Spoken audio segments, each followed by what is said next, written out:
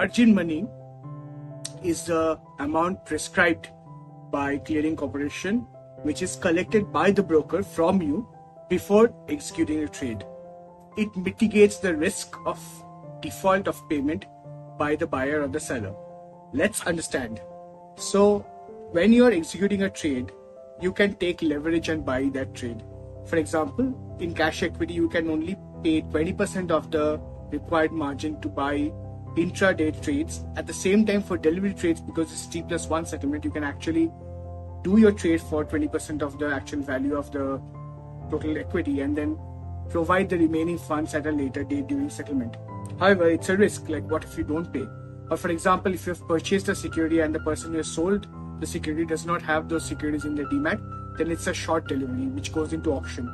To prevent these kind of problems, a margin or a sort of a insurance money is collected by the broker as prescribed by the clearing corporation and the exchanges.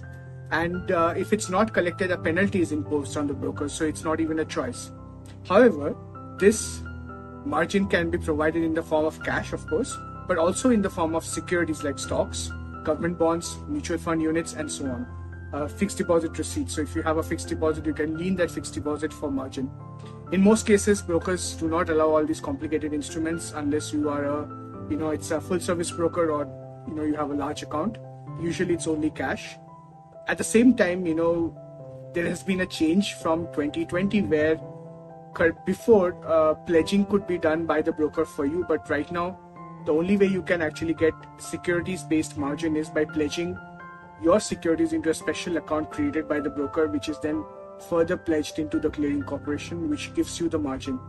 It's become more safe because no broker is not allowed to just take your securities and pledge it and give you a margin and so on. But at the same time, it requires better understanding of the mechanics, and there can be operational risk if somebody forgets to do a step. But these are all outside the realm of normal retail brokers. But in case you are a professional investor, you will slowly get to understand all these kind of things which are necessary to maintain a professional account. Hope you found this video useful, and do watch for more.